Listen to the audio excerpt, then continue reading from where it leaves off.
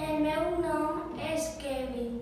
Vaig parlar sobre aquest llibre Nuki estimada. És un llibre escrit per Roser Barrufet i Soldevila. Jo recomano aquest llibre en què ensenya diversió i passar un bon moment en família i com cuidar i estimar a la nostra mascota. És una bosseta molt alegre, divertida, que li agrada buscar tresors a la platja. Us recomano llegiu, ja que és una història molt bonica.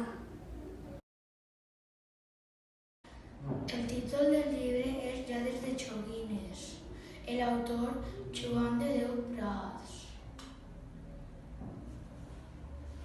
El llibre va d'uns lladres que van joguets, però si no li feien cas a l'homenàs, els tirava per un pou. A mi m'ha agradat molt perquè és molt xulo, té moltes històries, algunes divertides i algunes de por. El libro se llama Burrita y está muy chulo. Empieza que un niño tiene un perrito y su madre se había ido de casa.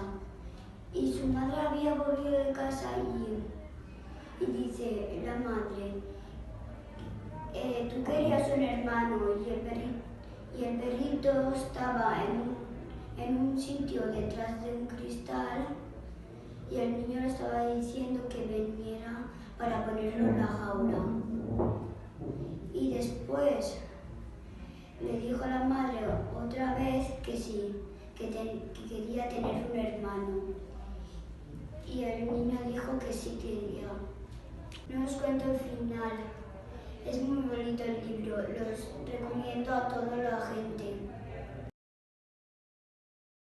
Hola, sóc Alejandro. Vaig a tercer B de les esclaves Benirredrà. Avui us vull recomanar el llibre Lladres de joguets, escrit per Joan de Déu Prats. El llibre tracta d'uns lladres de joguets molt estranys, un pallasso i l'os de peluix. Furtaven els joguets a tots els xiquets i se'ls llevaven al parc d'atraccions que havien construït ells mateixos. Els joguets les havien fet els xiquets amb la mà.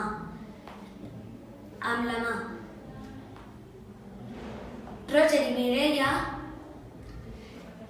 van anar al parc d'atraccions a recuperar els seus joguets, que eren el vaixell pirata i el senyor Pastanaga. Encontraren al malvat que era un homenot sense amo un pèl. Jo el recomano als meus amics perquè encara que ha sigut llarg, és un llibre que té molta intriga i aventures.